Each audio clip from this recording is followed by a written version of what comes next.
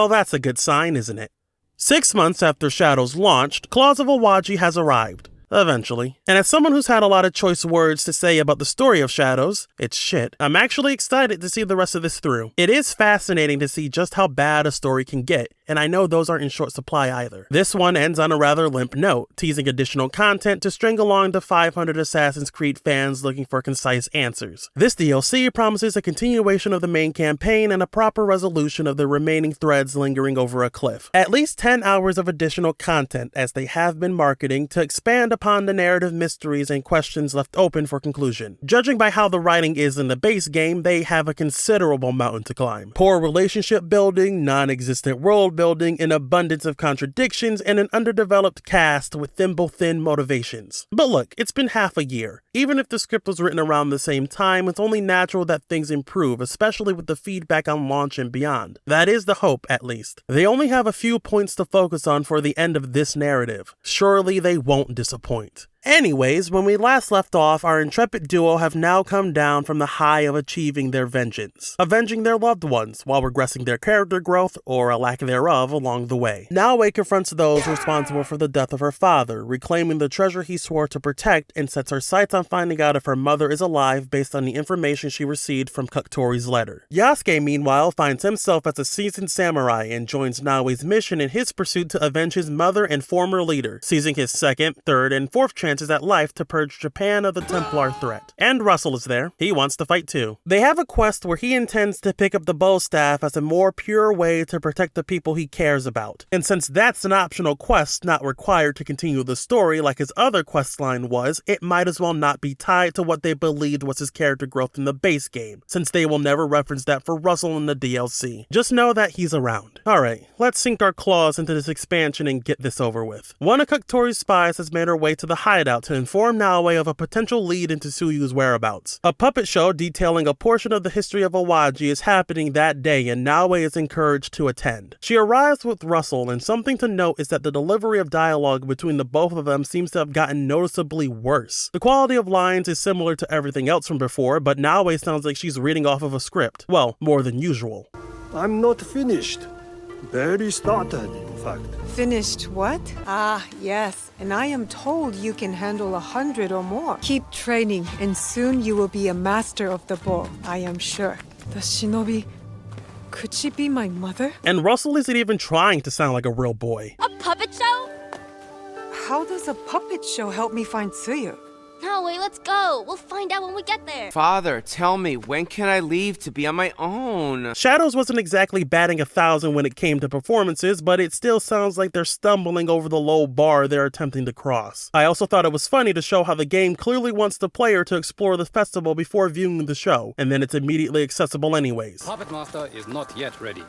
In the meantime, you may explore the garden.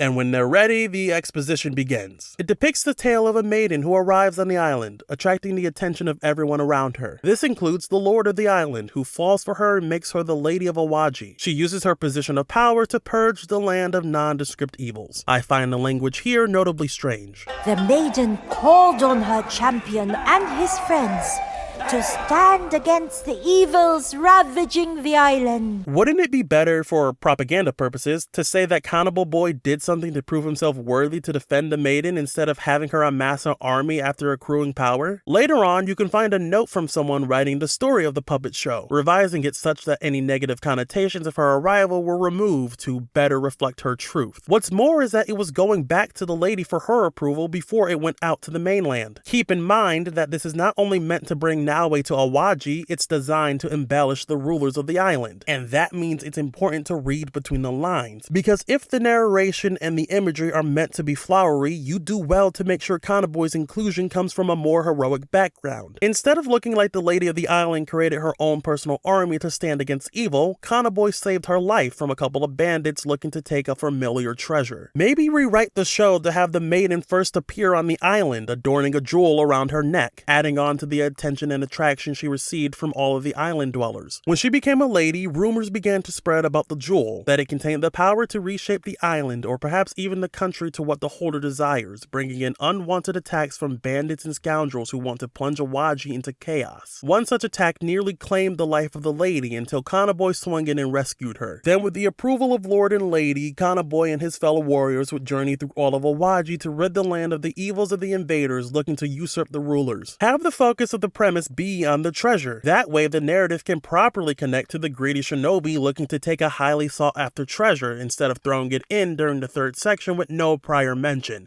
Hey, that was easy.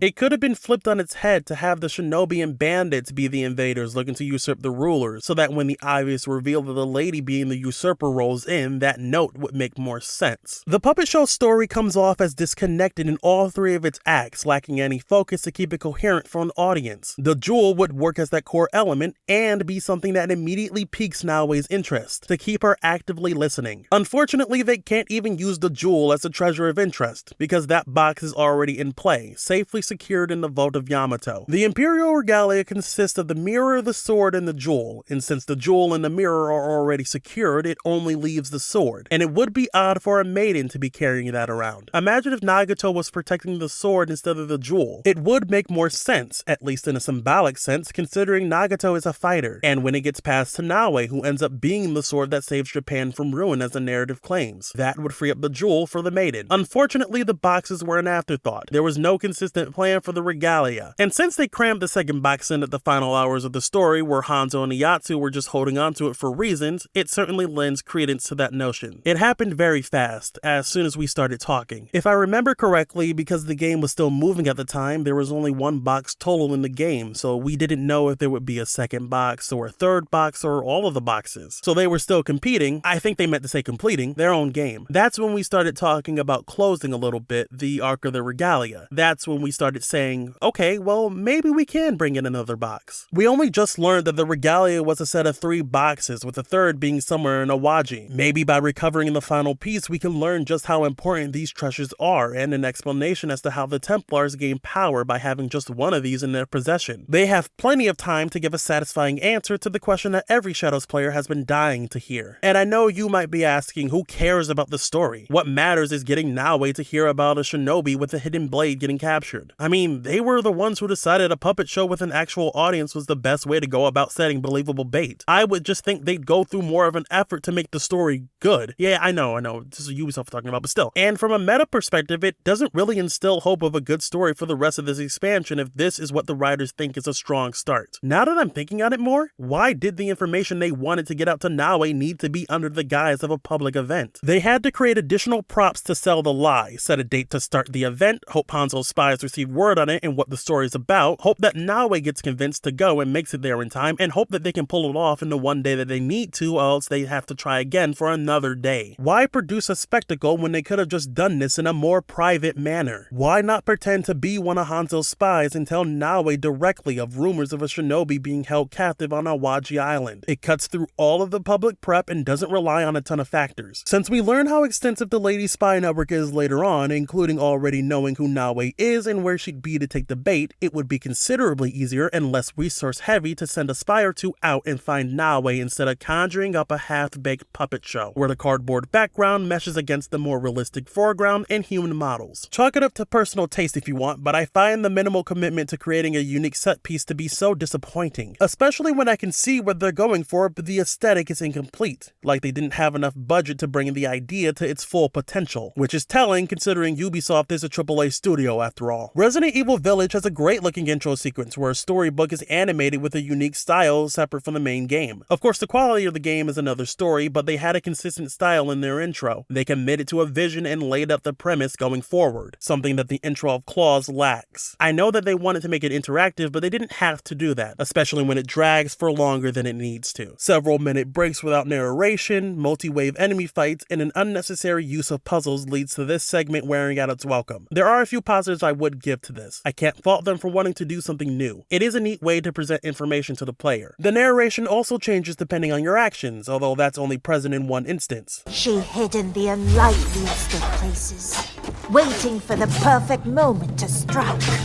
Some claim to have spotted her. But still, it's a distinct choice that you can make, which is a rarity in Shadows. And the red ribbons replacing blood coming out of enemies is a cool detail, but that makes it more disappointing when there wasn't more of an effort to complete the aesthetic. Alright, let's pivot off the puppet point. It really is the least of this expansion's worries. When the show concludes, Naoe goes forward with the lead and sets off for Awaji to verify the claims and free the shinobi with the hidden blade. She lands at a town to try and inquire info from any townspeople, but they are incredibly apprehensive. Hello. I shouldn't be seen talking to you. Hello. Leave me alone. Excuse me. The answer is no. A tone is actually being set here on the first visit, where new visitors are ignored and treated warily, quickly and pretty effectively cementing their place as an outsider. Excuse me. Leave me. Just leave. Okay, what the fuck was that? I'm genuinely trying to give the game its flowers, but it's not making it easy. They don't want to be seen interacting with her. That's why she can still buy items from merchants at this moment. Let's just ignore that little discrepancy. Eventually, she hears of an order for a prison door and spots a drunken guard who spills the beans on a locked away shinobi, confirming further Naoe's suspicions. After some more sleuthing and stealthing, she learns of the location of the prisoner and sets out to free her. Tsuyu. No. Naoe comes face to face with her mother, Tsuyu. From the looks of things, she's been down here for quite some time. In fact, she's never even once made a successful escape attempt, according to the guards above. And that, of course, leaves me with a number of very important questions. Bear with me, this will take some time. If you remember back in the main campaign, Naoe goes to Yamato to return the jewel to its pedestal. Under it is a note left by Tsuyu, a note made on the contingency that Nagato and Naoe would make it there when Iga fell. I know you may not understand my absence or my reasons for it. They are not the only secrets I have kept from you. I did not die the night our league fell. When did Tsuyu leave it there? Because it couldn't have been during her and Fort's tenure under the castle. It would have been left before she left for Awaji, and it couldn't be the day the league got swept by the Shimbumafu. So she couldn't circle back to Iga despite returning once before and properly warn Nagato that they were still an active threat and that she's following a lead to Awaji on the box she needs to recover? Maybe Horsefucker was tracking her down and she couldn't risk it. This wouldn't work due to the fact that him and Nuno can't even keep track of amateur shinobi Naoe. The girl from Iga is a bit harder to find. You, not so much. Following that line of logic, I'd imagine they'd have a near impossible time tracking Tsuyu, so that can't be it. Maybe she didn't want him to know she was still alive, which is why Mochi Sunday was the one to tell Nagato she was dead. I mean, she left a whole note for him to discover at any time, but let's pretend she didn't. Considering he trained under him, it makes sense that he would take him at his word. And then you realize he did believe she was alive when he heard her song playing back to him. I heard someone playing the song back to me. I ran towards the source, but she was gone. I know it was her. So with that reignited belief, why didn't he go search for her? He said he heard it across the valley, found nothing, and then dropped it for over a decade? You can't even say that it was his mind playing tricks on him. It's something he believed up until the day he died. No way. She might be alive. We must find her. So why did he feel the need to stop looking? Because of Naoe and this new responsibility of protecting the jewel. Being a parent and guarding Iga would most definitely keep his hands full for the foreseeable future. But he has a legion of shinobi in Iga. Surely he could send them out. They're low profile, stealthy, silent. I doubt they'd get caught going anywhere. You know what? Let's be generous and say that the first attack at Setsu completely diminished every available shinobi that would be in Iga. Meaning no one was available to help with Tsuyu's search until the last 2 years when Igan defense was replenished and Nobunaga started to invade. Let's assume that he couldn't send shinobi out to scope the vault since Nobunaga and his men would be more alert about any of them around when you consider that they ambushed him on his home turf. Let's assume that the war has left Nagato's hands tied and that every soldier matters when repelling Nobunaga's forces. Okay, fine. The ones living in Iga are out of the question. So how about those living outside of Iga? Tomiko is Nagato's family friend. She lives in Setsu, presumably one of the survivors of the attack that tore the League apart. She also has a network of spies of her own, small as they may be. Spies that provide her with relevant information even to this day. And we know from a narrative and a gameplay perspective that it doesn't take a lot of spies to reveal crucial info. She might be Igan, but she's not in Iga, which could work to Nagato's advantage. The island of Awaji, mind you, is just outside the mainland. The closest region is Setsu, where Tomiko is. If Nagato were to reach out to her given his story, I doubt she'd turn him away given how personal it would be for her too. Given the absurd amount of opportunities present to find Tsuyu, it's amazing that none of them were taken, which has allowed her to remain a captive for, wait, exactly how many years has it been? Now she is real. My mother, but also a stranger. You spent 15 years building a fantasy. 15 years? Are they honestly saying it's been 15 fucking years and barely anyone invested in Tsuyu did any kind of intensive search? There's no storing away the fact that 15 years is an insane amount of time to keep someone for. And given how often rumors spread all over Japan, absolutely no one from Tomiko, Hanzo, or Nagato's camp heard anything about the assassin Tsuyu. Hanzo, who supposedly looked for years more than Nagato, heard absolutely nothing. Nagato thought she was alive for over 11 years and did nothing. You'd think someone from the Shimbumafu or the Templars would have heard about this news. It would make sense given which faction is occupying Awaji. The people closest to knowing about the prisoner under the castle are the most loose-lipped, and it never got out in all that time. I don't believe you. They did not think about any of the implications, did they? Because if she was truly imprisoned for 15 years, that should have an immense impact on her psyche, right? Let's just see what they do next. No. No, no. You shouldn't have come. No! Sure, why not? Guess she's just used to getting her skull bounced around, so whatever. Turns out it was a trap set by the lady, now ruler of Awaji. Who are you? Yukari Kimura. Kimura. Like K. Oh no. There's gonna be another stupid fucking reveal soon, isn't there? One that poorly ages something established in the last hours of the base game because they couldn't get their bare bones story straight. Alright, bracing myself. Hurt her, and I'll never give you what you want. Lady, it's been 15 years and you haven't given them what they wanted. I don't think you have as much leverage as you think. Or maybe you have too much. Yukari leaves and gives Naoi and Tsuyu some much needed time to reacquaint. This was all a trap. The puppet show. To lure me here. No shit. You've grown. Last I saw you, I was a little girl. a rambunctious one. Face always covered in mud. I was told you were dead. I believed it until I found the message you left for Chichiue. Nagata's obligation passed to you.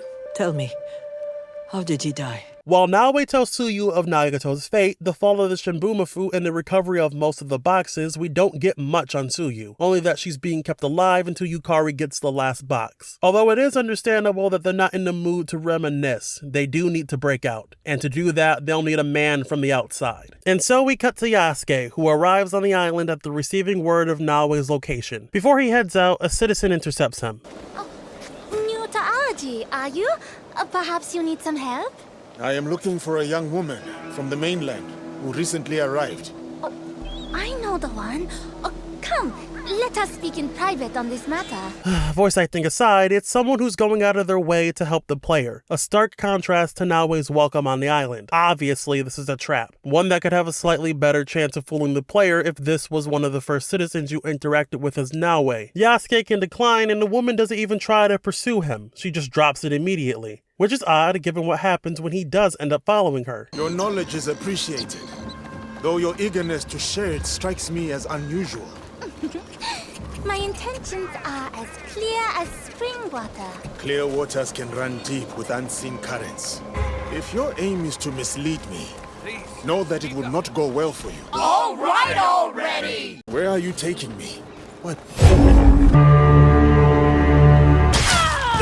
It's such a weird thing to implement given the timing and the obviousness of it all, and the fact that this is a one-time ordeal, but it doesn't matter. Let's just skip ahead to the prison break. Once he releases the shinobi, he creates several distractions for them to escape. He's in the courtyard! Men, with me! That's right. One point of praise I've observed online for this expansion is that this mission in particular showcases Yasuke and Naoe working together in one place, displaying a sense of teamwork that wasn't present in the base game. There's other moments where Naoe's doing something while Yasuke is off completing another objective, and you can actually see them and you can interact with them, and it makes them feel like they're working together as opposed to just randomly tagging in and out. For the first time, Naoe and Yasuke are working together while you are playing, instead of seeing them together in a cutscene and then one character going away after you pick who to play as. So I'm happy that the Mirage developer who is in charge of this expansion is finding cool new ways to make Naoe and Yasuke feel like a team during gameplay, something where Quebec kind of dropped the ball. And then later, some missions where Naoe and Yasuke are actually working together at the same time in close proximity, something the base game didn't really do much of, which I always found odd for a dual protagonist game. And to be honest, I'm not seeing it. They've had missions in the base game where they complete objectives for one another. The Brotherfucker mission in particular was one that had you swap between Naoe and Yasuke as they clear a path for each other and work to weaken the castle's defenses. This isn't new territory for Shadows. The only tangible difference is that you can see Yasuke's model while you play as Naoe, but it's not like either of them are seen fighting together.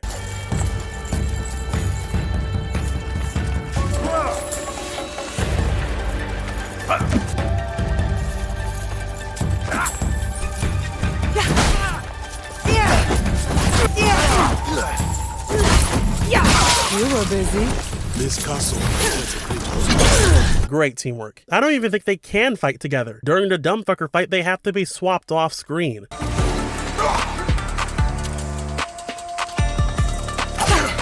The game isn't programmed to have them interact together in a meaningful way. Is there any possibility of being able to call Yasuke or Naoe as a companion while playing as the other? That would be a cool feature for sure. We would love to do this also, but I can tell you we have discussed about this internally. For example, the quality of our main character is so high we would need to spawn them in a much lower quality to not explode the memory. Another element would be to develop an AI for them that is fitting with our balancing. It would require a lot of effort, more than we are willing to spend on this feature without compromising every other feature our players are waiting for. Ah, that explains it. The portion where you play as Yasuke, as Naoe lowers a platform for him to jump across, is a neat idea in concept, but the execution is sorely lacking. Her progression doesn't even seem to be slowed by the enemies that rush toward her, at least not from what I can tell. It's not even like you can see her character model to tell if she's being attacked or attacking. This doesn't seem any more spectacular than anything else prior. It's a better illusion, it's still not convincing.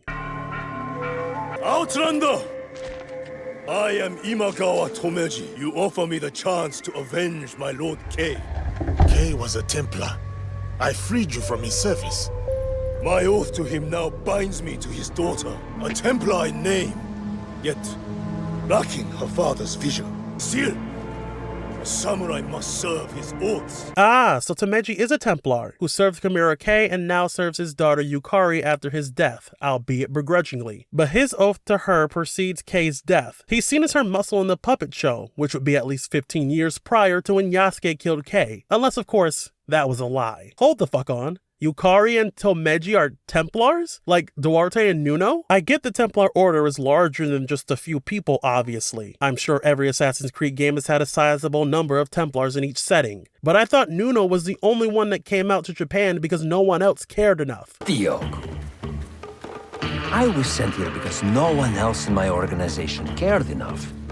And look what I accomplished. Everything you see here is mine. He brought in Duarte and recruited Kay and used the Jesuits to bring in more Portuguese and accrue more power. Their expansion for power started within that year, and you're telling me there were other Templars chilling off in Awaji, spending 15 years gaining control over the island and attempting to grab a Regalia box unbeknownst to Nuno? He doesn't sound like he knows there are others in his organization in Japan. He just knows that Yasuke will get hunted down because of his own self-declared war against them. It's yet another daughter of a man who should have been known by those closest to him. It's almost like this wasn't thought ahead properly. Weird. Anyways, Yasuke fights Tomeji, and by far, this guy has way too much health and armor. Compared to the standard dates set in the base game, it feels like it takes twice as long to take him down. And of course, he hits like a fucking truck too. His AoE slam, more often than not, will take Yasuke down in one hit. The range of the move itself is questionable, as I've been hit by it despite feeling as if I've already been out of the area. That alone turns this fight into a chore, one that requires you to bait out this specific move so you have an easier time getting out of the way. And on top of that, the Roton fuck's immune to poison from all sources. Your weapons can't poison Tomeji, and if you have a poison build that relies on taking away health, it's now invalid, forcing the fight to drag out longer. There's no hint or prompt regarding this, so you can't prepare beforehand. You won't know until the fight starts, and you can't swap weapons during a fight, so have fun. He can bleed, however, so I guess that poison immunity is just a fuck you to me specifically. Regardless, Tomeji does go down.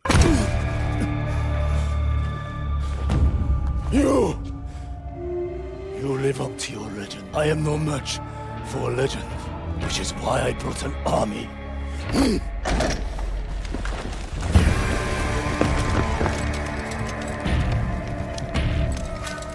Oh wow, he actually has Yasuke dead to rights. That's gotta be at least a couple dozen men, with half of them drawing bows and aiming teppos. Yasuke's fucked. It's quite a bold end to the expansion's first act, killing off one of the two main protagonists. I mean, I know Yasuke wasn't as prevalent as Naoe, but still, consider my interest peaked for once.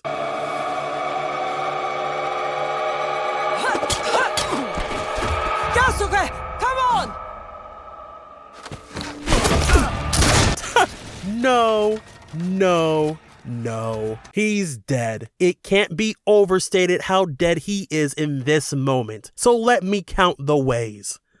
Tomeji stands there to gloat for 10 seconds after his men get into position. If he gave the call any sooner, it's over. Tsuyu takes out two of the men behind Yasuke. At this point, any of the ranged guards see what's going on, shoot Yasuke, and it's over. From Tsuyu's actions, everyone is stun-locked for about 3 seconds. If any one of those trained guards reacted quicker like they would have, it's over. Yasuke's still surrounded by spearmen. All they have to do is rush forward and lunge at him, and it's over. Every guard is inflicted with stormtrooper aim, somehow missing the giant target in front of them and never once leading their shots or accounting for arrow drop or simply aiming a little higher. If any one of those shots landed like they obviously would, it's over. If Tomeji had any additional guards stationed ahead of Yasuke by the other exits, it's over. If Tomeji had any of his captains with him, like he is later shown to and as he seemingly always does, except for this convenient moment, then it's fucking over. What kind of pea-brained, mouth-breathing, slack-jawed, tongue-drooping shit swallower do you take me for to genuinely believe this is a believable scenario? Oh, but Yasuke needed to escape for the rest of the story to happen. Then write a more manageable escape. It isn't difficult if you're the owner of more than one brain cell. Because what's the point of showing the firepower Tomeji commands if he fails to effectively command it? Oh god, it's gonna get worse, isn't it?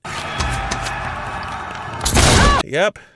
It got worse. I don't think I have any words appropriate for the sheer display of stupidity that has ravaged my corneas. Tsuyu allows herself to get shot because she stands around like an oaf. It's not like she's providing extra cover for Yasuke, taking down more guards, or anything like that. She's just watching Yasuke instead of the guards with guns or just hiding behind the door like any normal person would with a functioning frontal lobe. But to be fair to Tsuyu, it's not like they landed any shots before that, so I guess it's perfectly reasonable to expect them to not even hit a standing target.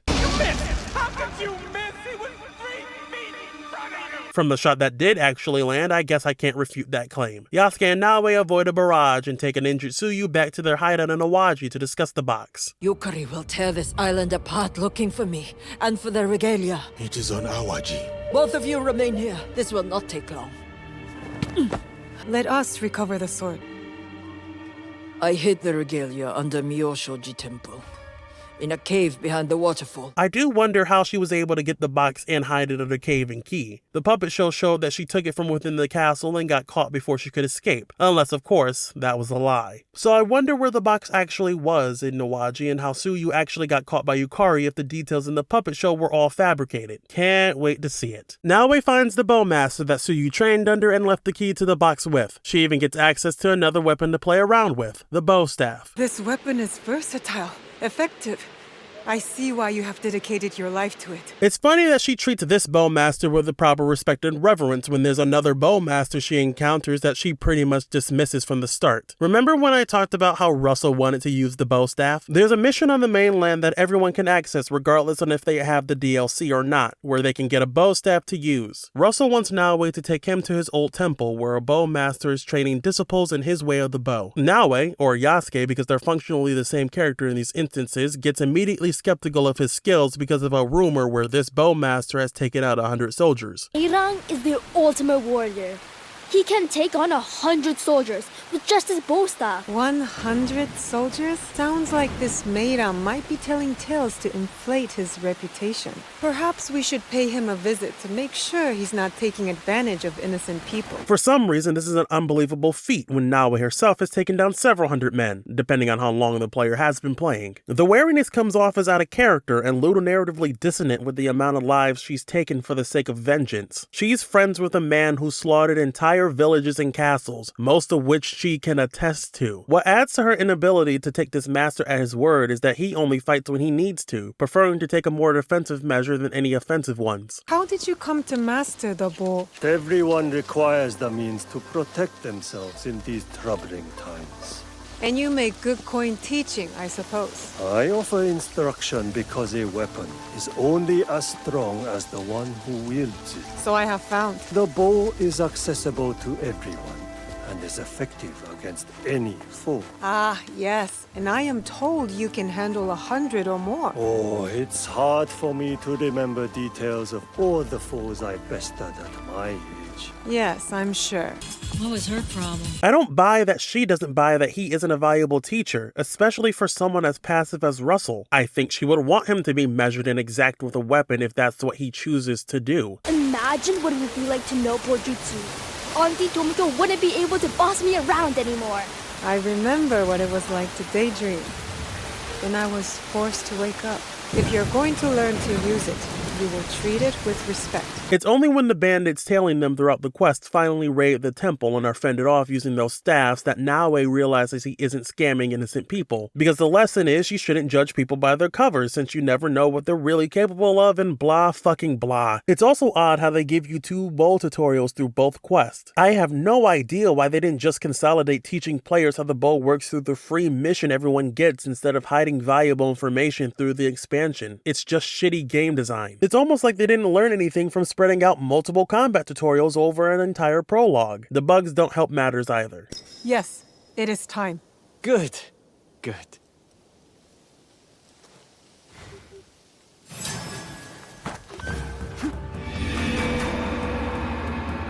But I digress. Let's just talk about the bow staff briefly. Unlike every one of Naoe's weapons that utilize a light and heavy attack, the bow staff can alternate between 3 variations of attacks. Low posture attacks sweep enemies off their feet, allowing for a follow-up attack. Neutral posture attacks stun enemies out of their own attacks, and high posture knocks enemies back, which also stuns them. These posture attacks have light and heavy variants, which technically means there's 6 attacks you can charge up. While technically ambitious and more weapons aren't bad by any means, I can't help but notice that light and heavy attacks don't chain together. If you start with a light high attack, you can't use a heavy attack as your next move in the combo. It has to be a pure string of light attacks. The lack of weaving light and heavy attacks together is strange for a weapon designed to be versatile and agile. Low posture attacks also don't activate its effects half the time, leading me to wonder if it's something I'm just not getting, but with the amount of bugs in this expansion, it's hard to tell. The weapon itself is fine and powerful enough to warrant consistent use, especially with how they incentivize players to engage with it, giving them Suyu's bow that accumulates poison and bleed. But for me, I prefer to stick with my own bread and butter.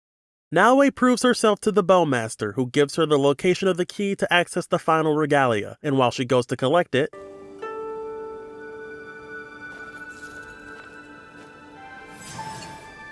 she gets ambushed by a mysterious figure and their shinobi. This person despawns once you get close. I'm not kidding.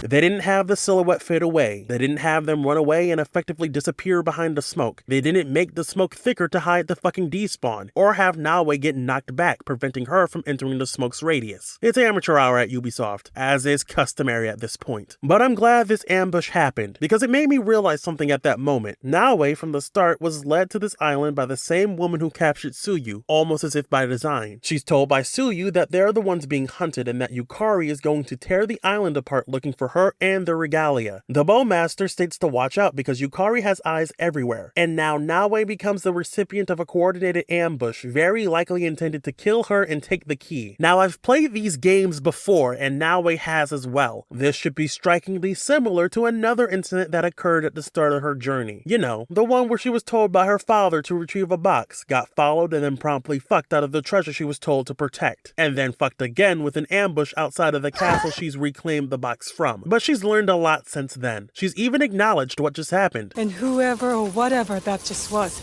I must keep an eye out for further ambushes. The writers surely wouldn't have her fall for the same scenario again, right? Maybe this is the time to pivot and learn how your enemies hunt to determine a means to counter them before you do anything with the box. It's the most obvious path to take. So naturally, she meets up with Yasuke and discusses Tsuyu. My mother, Tsuyu. I had this idea of who she was, what a mother is supposed to be. But now she is real. My mother, but also a stranger. I get where this is coming from. It makes sense considering Naoe has never had any reference to her mother to fall back on until very recently. Nagato made sure of that. Oh, how proud Tsuyu would be to see who you are becoming. My father doesn't like to talk about her. He has his reasons. Forgive me. Her imagination was never going to match the reality of Tsuyu, so she has to get used to the idea of having a mother in her life, a rare bit of character in this expansion as small as it may be. But there are bigger priorities right now. You're in a hostile environment, attempting to dodge Yukari and her legion of soldiers. You should be telling Yasuke about the ambush that you were subjected to. I'm confused as to why you haven't said anything, especially with the additional info from Hanzo. Oh, hi Hanzo. That Yukari spies have caught onto your trail right now. I cannot stress enough that the smart thing to do is change course, shake them off, and find them before they find you. They will find you, and you will lead them to where you don't want them. Think, Naoe. Your mission and your lives are at stake here. All I'm asking for is a little bit of caution. Nope, they said they'll hold them off, so that's that opportunity thrown away. I'm sure this is fine. This crap could lead somewhere interesting.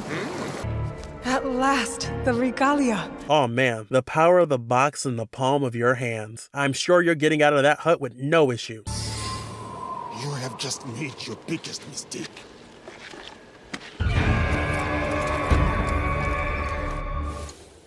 I paused. I paused the cutscene then because I was actually seething that much. Look at her face. Stare at how incredulously she looks at Yukari and her gang, like this wasn't a foreseeable and entirely predictable fucking certainty. Not a single thought runs through that hollow fucking skull. Intelligence about as foreign as Yasuke. The selective stupidity on display is a power that you can't learn from good writing. Remember that scene where Naoe got caught by the Shimbumafu and her father got fucked because she thought she could take the box and get home scot-free? Well, let's have her get caught by the Templars and have Yasuke get fucked because she thought she could take the box and get back home scot-free. You know how significant events in your life causes you to change your outlook and have you evaluating ways to ensure something like that will never happen again? Well, not our Naoe. She's the same as she's always been, which is not something that should be happening. This was a perfect opportunity to show Naoe has grown out of her naivety, to see her realize where this was going the moment she knows she was baited into arriving on Awaji. She has gone through so much in a short amount of time, and yet here she is again, just as manipulated and used as when she was Dumbfucker's pawn for power. All 300 AC Shadows fans would have seen this coming. It's astounding the writers and scenario planners thought slapping this reheated excrement onto your plates would go down smooth. But this is Ubisoft we're talking about. I really need to stop being blindsided by that predictability. All 225 of the hardcore fans that are still clinging on to hope, they think you're stupid enough to accept this with zero pushback. And as bafflingly similar as this is, we're still not out of the woods.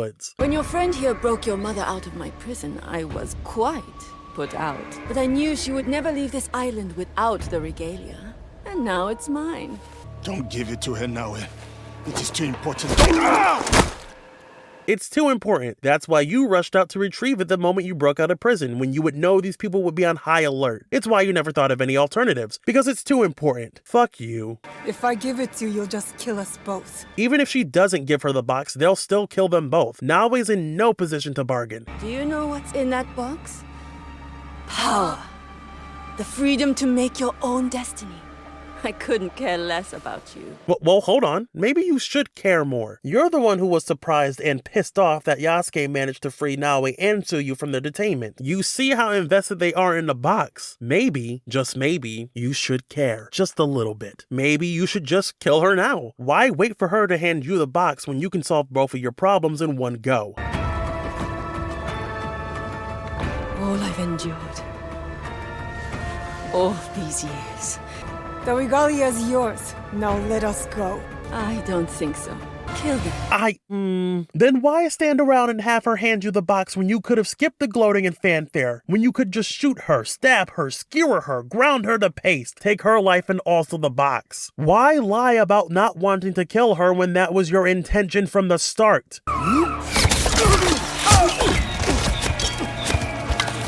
Oh, because if they didn't wait, if they were smarter and killed them immediately, then Hanzo and his crew wouldn't have been able to launch their offensive. Another brilliant group of people who waste a moment to kill their opposition because plot. Man, how I've missed you. Now, how many deaths does this make that Yasuke's avoided? Let's recap quickly. Saved by an assassin, Jesuits, Nobunaga, Dumbfucker, Russell, Naoe, Dumbfucker's daughter, Tsuyu, and now Hanzo. That makes 9 times Yasuke has avoided the worst possible fate. And that means I have to make a major correction. Yasuke isn't a leprechaun, he's a fucking cat. He's on his last strike now, and he can't keep getting away with it forever. Kill them!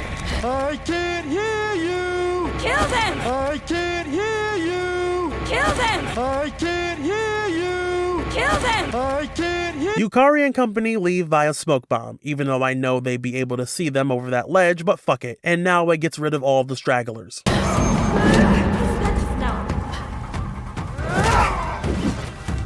Are you alright? Yukari acts without honor. We cannot allow her to leave the island. Hey, dumbass, what exactly can you do to stop her from leaving? She has an army, eyes all around, and more importantly, the box. We know at this point she isn't smart and not immediately leaving when she has everything that she wanted, but even ignoring that, how do they figure they can take her down? It's why waiting to take the box out was the better plan, because no one would have left the box. Tsuyu wants it, Naoe wants it, Yukari wants it. As long as the box remained hidden, Yukari wouldn't have gone anywhere, and Naoe and Yasuke would have been free to whittle down her forces. They act like losing the box isn't the biggest setback because, well, they know the writers will allow them to achieve victory regardless. Yukari won't go anywhere anyways. This is the portion of the game where the the Templars skip into the sunset, hide in their castles, and shut their brains off until they get blindsided because they can never predict the people they left alive would strike back. A shadow staple, aka ass. They head back to Tsuyu, minus Koktori because he can't be bothered to face the music of his actions. I cannot come with you. Tsuyu will become enraged if you even mention my name, but seek me out in Smoto Town if you need my help. I thought his arc at the end of the base game was attempting redemption and going out of his way to make amends with what he's done, even if it cost him. But nah, he's going to avoid that uncomfortable encounter. What happened?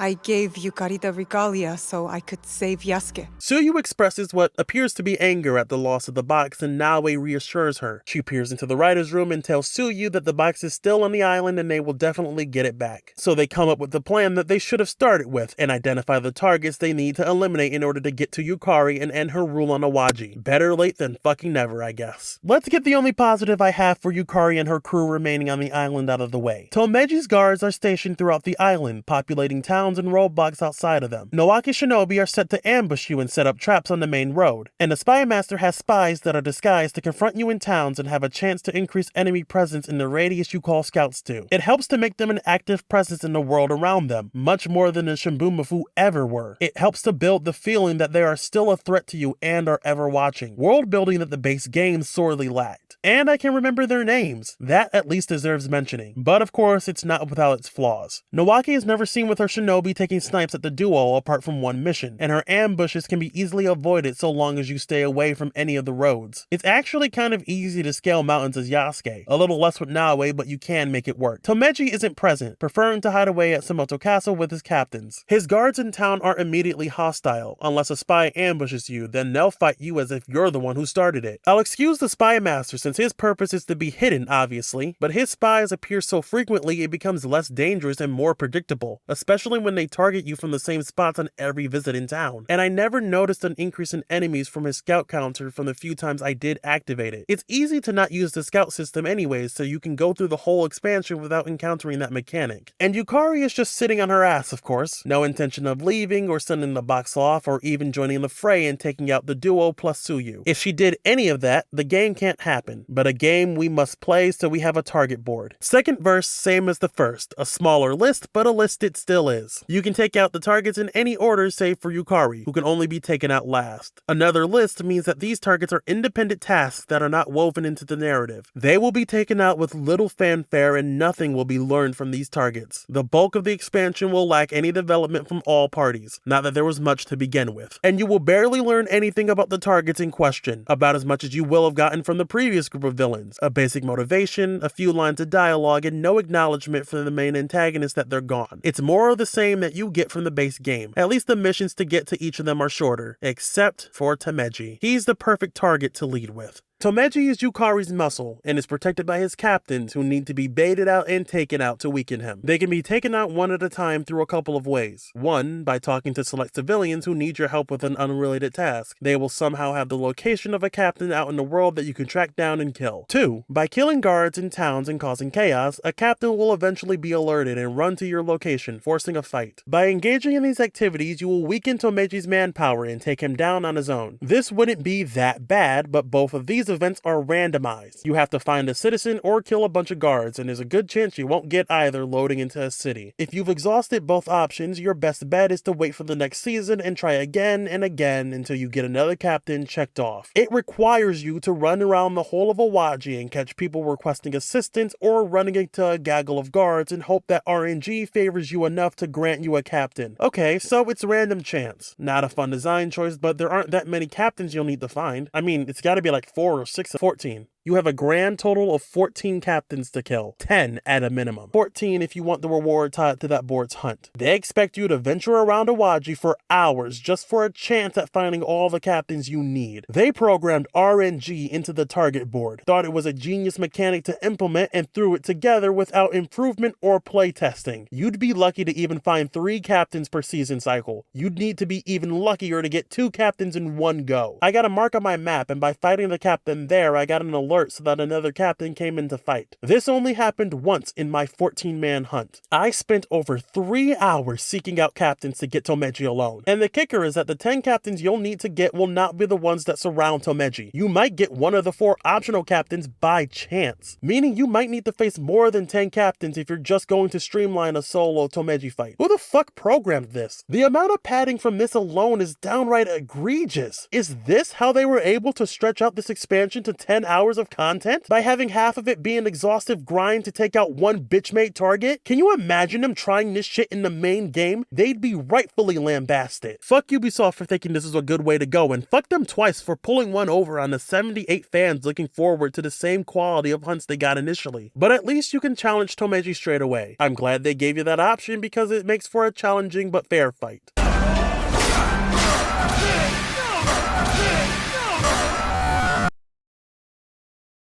This fight is a fucking joke. On one hand, there are new enemies with new movesets. They all attack uniquely, and I think that's great. On the other hand, there are new mechanics that the game doesn't teach you, like having to make the Cannibal guy vulnerable to deal damage because otherwise he's immune to all sources of pain, magical and physical. For a game that loves to inundate you with several tutorials, including the ones you've seen 1,000 times, they act real coy about giving you a fair shot at a new enemy. Besides that, the amount of damage they all deal is absurd on hard and nightmare. You better hope your build built as good as your level is, because you will have to kill them quickly or they will overwhelm you quickly and give you no chance to reposition. And since enemies level scale, no amount of grinding will do you any good here. Can't take out melee captains without the ranged ones stunning you into a death strike. Can't take out ranged captains without the melee ones dashing in and honing in on you. Doesn't help that I got a fantastic bug that lowered my rations from 8 to 5 when I got in there, which means I couldn't recover more from the bullshit they threw at me. And when you manage to get through every captain, you face Big Hoss himself, just as bullshit as he was in the first encounter. No poison, invalidating build freedom for no real reason. Too much armor and health to make the fight drag out longer. Bullshit one-shot AoE slam that has an increased range in the latter half. It made me want to play it safe, because fuck having to engage in this over and over and over again. It is by far the worst gauntlet I've had the displeasure of experiencing in video games. At least when you kill him and his captains in this way, you will get the mastery points from them all. The same amount if you fought 10 captains individually plus Tomeji. Although the game doesn't make this explicit. I thought I only received 3 from Tomeji and 2 from leveling up. But you have to open your objective board to get the rest of the captain's points. If the game snubbed me out of mastery points for choosing the harder option, I think it would have legitimately been my breaking point. But it is not worth going through in this way. They clearly want you to engage with taking up the captains individually, and even then they don't want you doing it all at once. It's designed to be spaced out as you tackle the other targets, which makes me wonder why even have this open-ended target board when you make one target that's intended to be done near the end. Especially when Tomeji gets no real final words. He just dies. You have brought nothing but chaos to Awaji.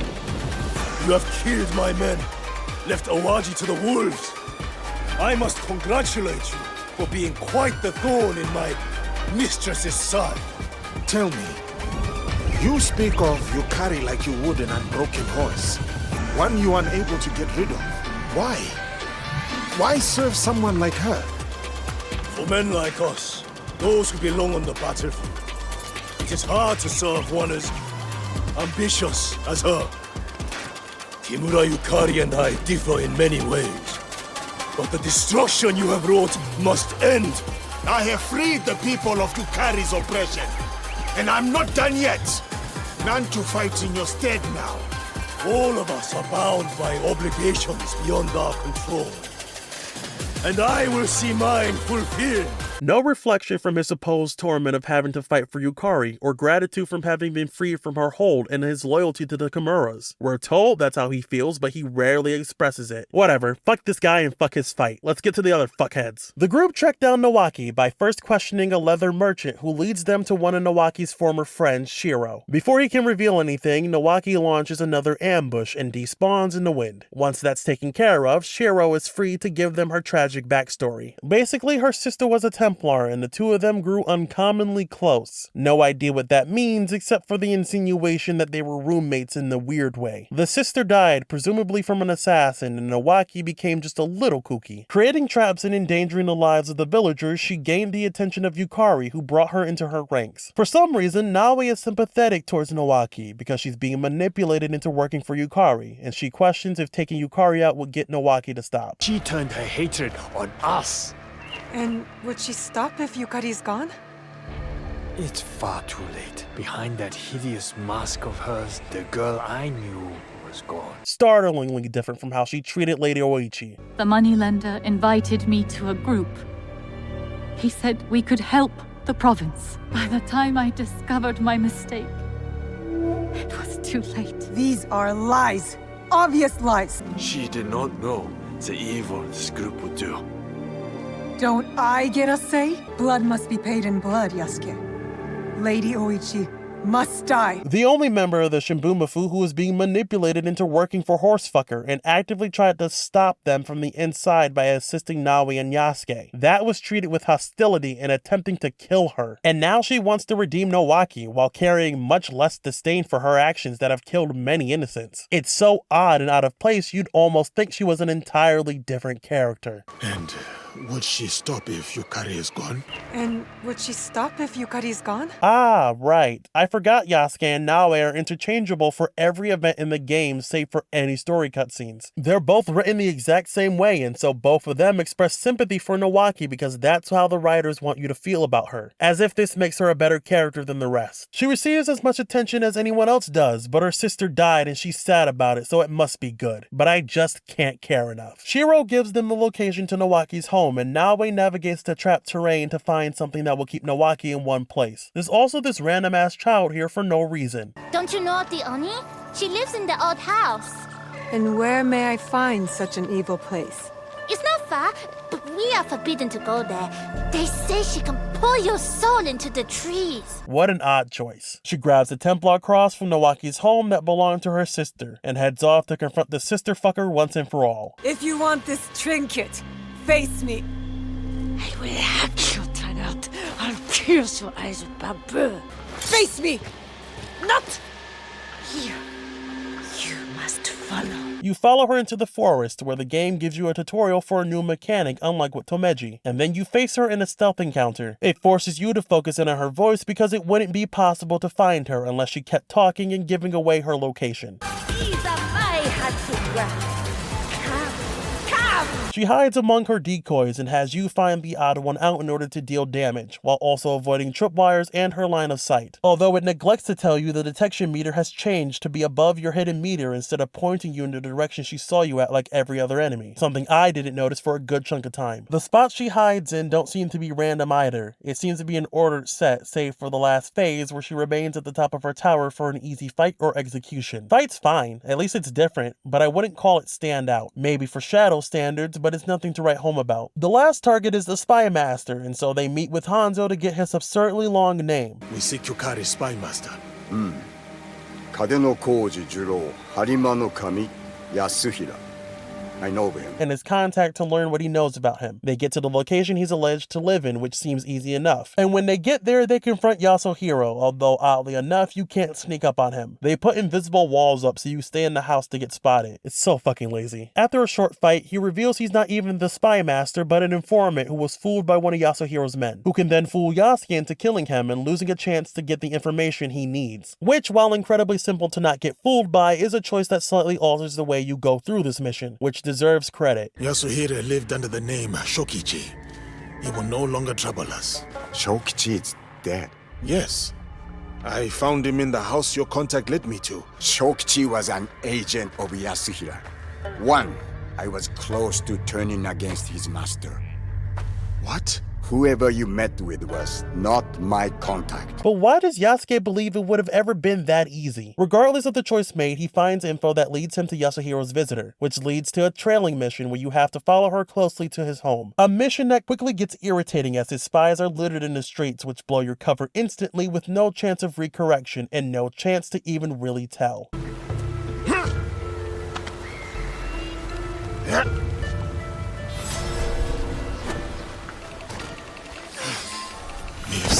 I've got no issue with being forced up on the rooftops, but give me a chance to redo my approach instead of immediately punishing me for participating in the task you told me to do. It doesn't help that the second she isn't in Yasuke's line of sight, you'll start to lose her. Even if she's nearby and easily identifiable with a marker, she can still be lost if Yasuke can't physically see her.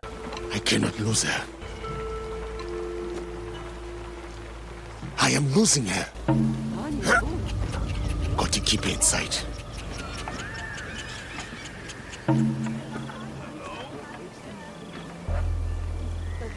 She's moving away.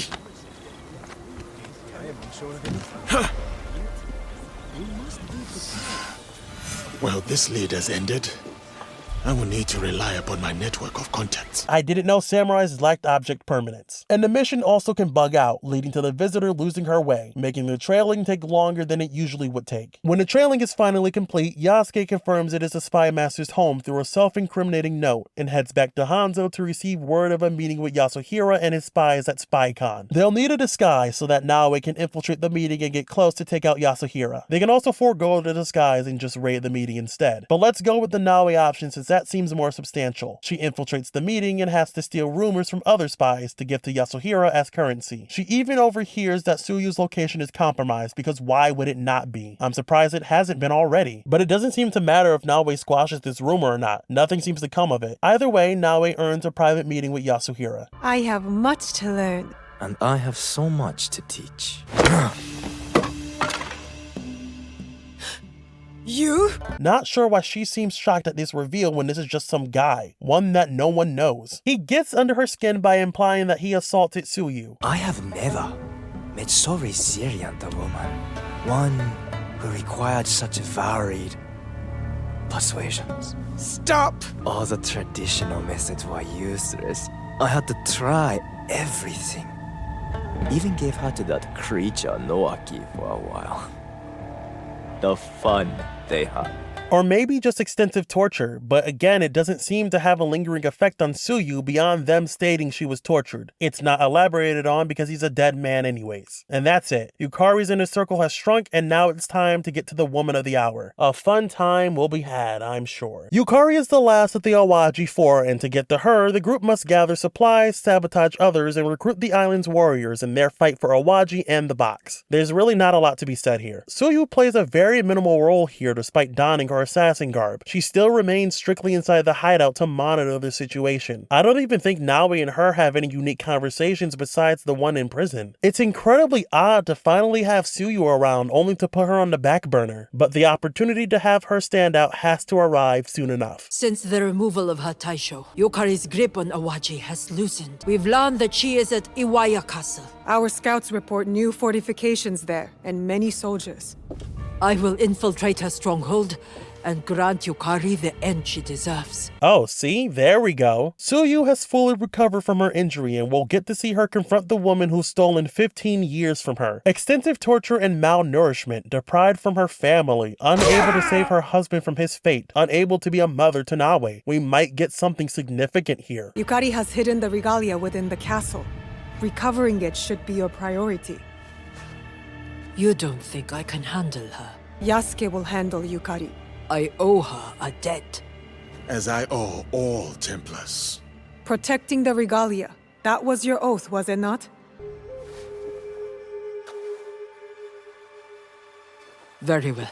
Wow, they just told her to fuck off and get the box like a good girl. She's denied her own vengeance because Yasuke takes priority. They made him nothing but a support character in this expansion, preferring to give Naoi and Tsuyu their time to shine. Except now Tsuyu gets shoved in the background to give Yasuke something. I would have liked to see her fight, to see what she's capable of, to see what an assassin can really do. But that pesky dual protagonist system rears its head in at the most inappropriate time. Yasuke could have been given something more with Tomeji, but they wasted that chance. He has to fight Yukari because of his own self-declared hunt against anyone with a Templar cross, except Nowaki, or Yasuhira if you so choose. So you can get fucked. If you have the disguise from the Spy Master mission, you can use it to make the first portion of the invasion easier. So that's something, but I prefer something more convoluted. Didn't feel your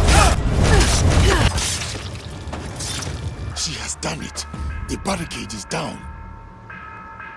Oh, hey Hanzo, so glad you can join us. Yasuke tears through the remaining guards with Hanzo providing minimal assistance. Tsuyu is, of course, nowhere to be found. No way to actually see what she's up to or even if she's okay. I guess she matters even less than fucking Kaktori. Yukari is old vengeance, but her tyranny ends tonight. So Yukari is old vengeance from you killing her father, but Tsuyu isn't old vengeance despite having a more justifiable claim to it than you currently do. I think he would have advocated for Tsuyu against Naoi's wishes, which could have led to a choice to have Tsuyu join him in the fight. But that's way more complicated than they're willing to do, and it requires Yasuke to have a spine, or a character. Your father taught you to fight. I was his first student. Some say his greatest. Kay died with honor. I am here to present you the same opportunity. Vengeance! Is that what you think I'm after? Killing Templars has just helped me climb the ranks. I should thank you. Yukari's motives can only be distilled down to wanting power, not too dissimilar to the other wandering infections that plague the base game. The box gives her power amongst the Templars, and that's it. You would think for one as power-hungry as her, she would have already cashed in that Regalia to ensure that power. But she doesn't do that. She sits around and changes her costume and waits around for everything to fall around her. Over 15 years of work to dismantle the power structure in Awaji, waiting for the Lord to keel over, capturing Tsuyu and waiting on her to slip. Waiting for the Regalia for the final piece of power, and she did fuck all with it. But again, if she did anything like she would have done, the game can't happen. But now we're here, and Yukari brings up Nobunaga to vomit out the same argument of Nobunaga being a warmongering demon using owning unity as a cover for tyranny. Lord Nobunaga showed me a future for this country. Ah, yes. A great man of the people whose humble goal was total domination. And Yasuke vomits out the same one line he always has to absolve himself of feeling any other way about Nobunaga other than loyal. Stop breaking him up if you're not going to challenge Yasuke's morality or role, or have him challenge the claims made about someone he considers to be a friend, whose sister he fucked after his death, but we'll just ignore that. Anyways, Yukari is a particularly annoying boss to fight. Her arena has nonsense obstructions around the edges, so if you stray too far, you're just stuck. She also has an immunity to poison for no real reason. This is never explained with anything aside from the developers hard-nerfing poison builds. She doesn't get stunned from vulnerability half the time in Phase 2, which has no tell, convincing me it's another bug. She has a stun bomb in Phase 1 that turns into an explosive in Phase 2 with no real tell, with a radius you can't discern. She has moves in general that pretty much one-tap you and hone in on you, with Yasuke's dodges not being able to get out of the way in time. And of course, it can't be complete without a bullshit AoE move, because God help you if the game decides to take away an opening you've earned to attack only to stun lock you and fuck you out of an attempt. It's truly emblematic of how dogshit the combat and the boss design in Shadows really is. What a send-off. And I find it incredibly odd how no boss in the expansion has any unique music. It's the same battle tracks that are shared with every other boss you fight.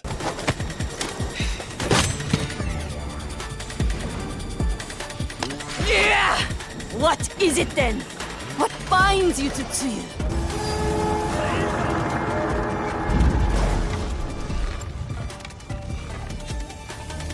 I thought Yukari would get a main theme considering she's the last boss. But then I realized you can't make a theme for someone with no character to extract, so that makes perfect sense.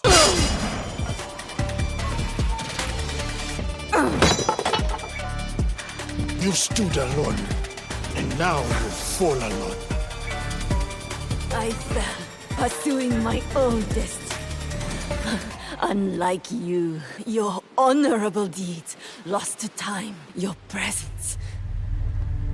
A shadow. What a caption. Yukari dies. Doing okay, Hulk? Agreeable grunt. Anyways, she's dead. And now we swap to Nawe to track down her mother and the regalia she should have. And there she is, just on the coast. Wait, can we get a mother-daughter fight at least? Seeing both generations of assassins, or I guess shinobi, taking down a bunch of grunts together? Can we give Tsuyu a chance to show what she's got? Of course not. Fucking cowards. You are pathetic. Killing you will be a mess. This is good news. We can be bees. Nawe wipes the floor with them all, and Tsuyu recovers enough to mope. I am so sorry, Nawe. I failed you. I don't need you to be the ultimate warrior. I just need you to be my mother. A warrior is all I've ever been. I never learned how to be a mother. Then we will practice together. Train how to be mother and daughter.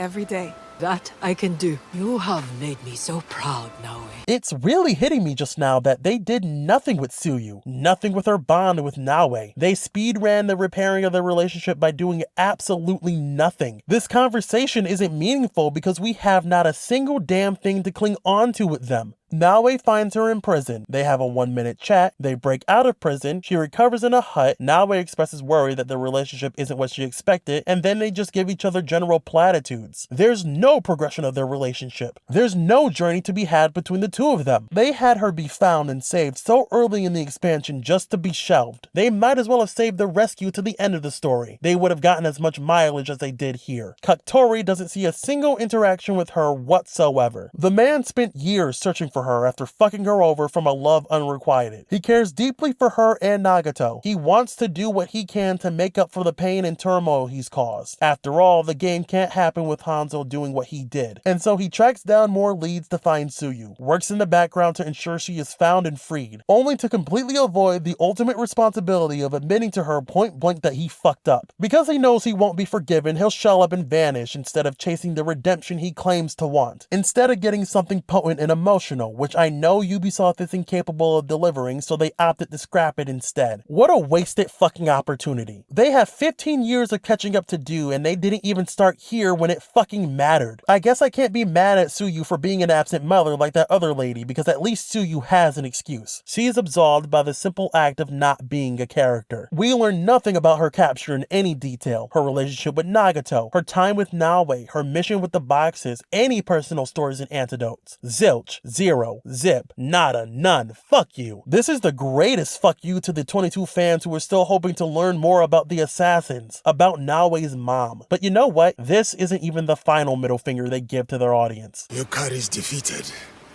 though her forces have scattered. They will remain a threat to Awaji's people. Something we should deal with. We should get the box back to the Sakafune ruins in Yamato for safekeeping with the others. Are you saying the boxes could have been left in Yamato the whole time? It would make the most sense considering it's the only vault with two-factor authentication. So why would the boxes ever be in Setsu or Iga? If the vault is truly that secure, keeping them in Yamato was the way to go. Yeah, Horsefucker knew of the vault in Yamato, but unless he has access to the game's soundtrack, he would have had no way of getting in. If they kept the boxes there, no way would they need to worry about it being taken. It might have even saved the League, Nagato's life, and allowed Tsuyu to be a mother. Shun these fucking hack writers. Shun! Naoe suggests that Japan's time of turmoil is over because she said so and wants to give the Regalia back to the Emperor to cap off their journey. And that is what they end up doing.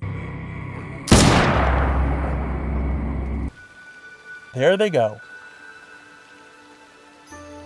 That's it. There's no knowing what they really are or how important they are aside from the most basic explanation of them giving you power. The protecting of the Regalia has concluded, just like that. No recognition from the Emperor and no becoming an official assassin, just a vague notion that things are better now. Tsuyu heads off to Iga so that Naoe can join up with her real family as they look off into the sunset and fuck off forever.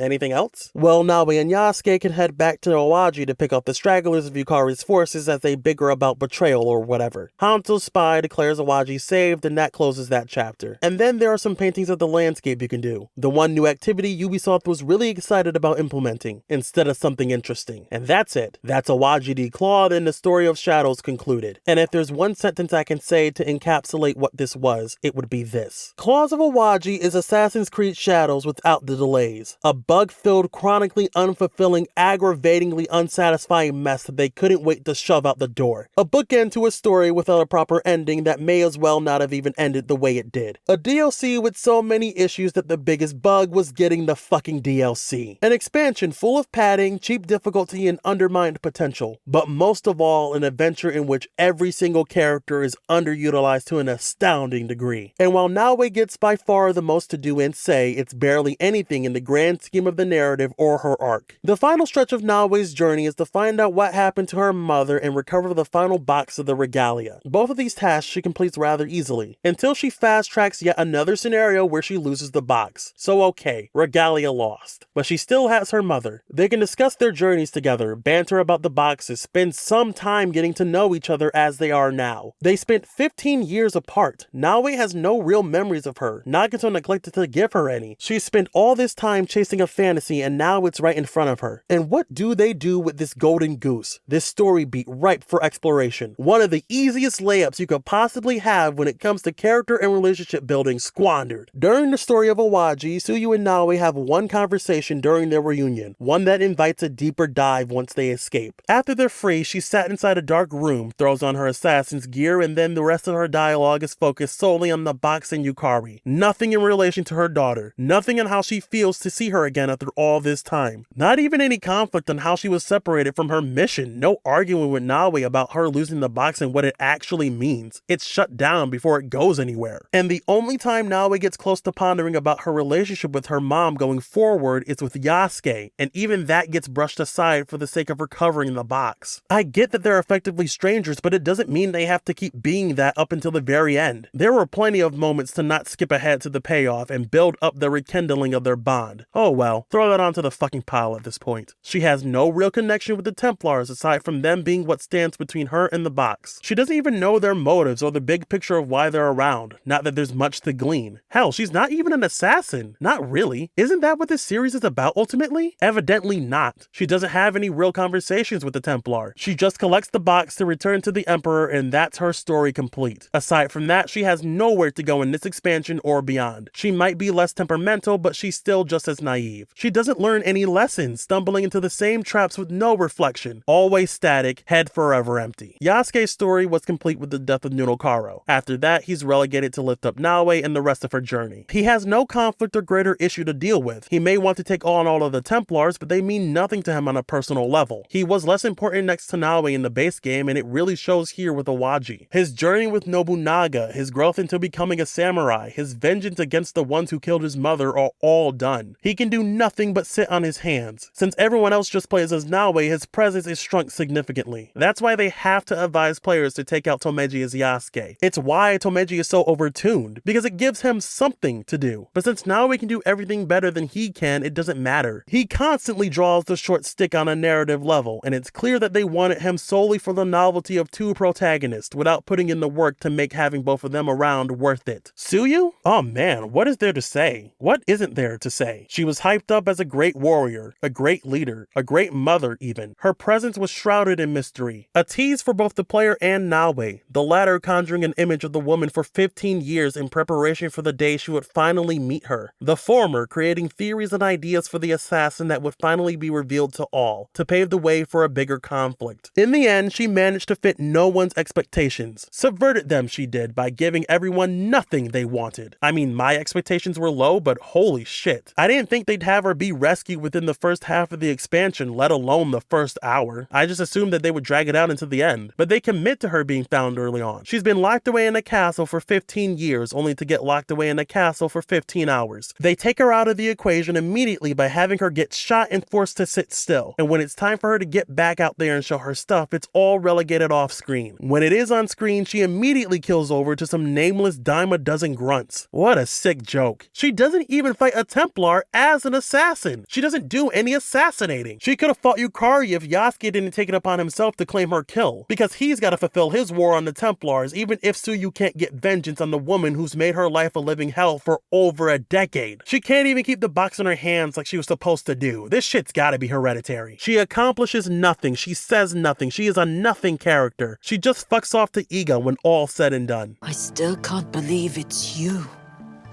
That you're not a dream. I know the feeling. For years, all I could see were walls. You waited like a stone within them. If you were dead, I deserved death. If you were alive and without me, I didn't deserve you. That's not true. I did not want it to be, but it was. So I told myself you didn't exist. I denied it all. What do I know about being a mother? I always imagined you hiding around the corner. Never in sight, but always close by. I did things I thought would make you proud. Just in case. I see you now. Let there be no walls between us. Did they add substantial conversations with her and Naoe for the post-game? Did they actually wait until the game ended for Tsuyu to have a meaningful interaction with her fucking daughter? Those were the only scenes that I actually liked, and it took an entire expansion to trudge through. She has personal stories. She reflects on her life in Iga. Where the fuck was this the entire time? Even Yasuke has a good conversation with her. We are all in service of our own destiny. My mother would say a similar thing. Why worry when our fates are written in the stars? Tell me about her. She was very strong, protective, warm, a great storyteller. I miss her. We get more on his mother here than we ever did during the arc where it was the most relevant. Some poor writer wanted to get some semblance of talent out there and shoved this in at the end where it wouldn't get noticed. The remaining Seven Shadows fans aren't going out of their way to do this. How bold to show what could have been just to never do anything like it again. Every character in this expansion is underused and honestly treated with the utmost disrespect. Hanzo shows up to gather intel and never interacts with the one person of his desire. The Templars get as much as the Shimbumafu did, getting tossed just as quickly as they were introduced. Russell is pretty much absent from anything, but I was led to believe he'd have something going on considering his quests are required to get to the end of the game and the start of this expansion. There was no care given to anybody, it seems. They had 6 months to bake up a conclusion and it came out flat. And for $25, you should expect more. You should expect better. Claws of Awaji was a predictably disappointing heap of garbage from start to finish. A lovely compliment to the already baffling main game. And while there are some aspects aspects of it that make it appear as if there was potential, they never even try to make something great out of it. But I suppose it's a fitting capstone to Shadows as a whole. Don't think they're doing anything major with this game going forward. This will be the first and only DLC as they move on to desecrate greener pastures. It might be disappointing to the one guy who's still waiting to access his content at all, but I, for one, am looking forward to closing the book on this particular chapter, as fun as it was. I'm casting this game back to the shadows where it belongs.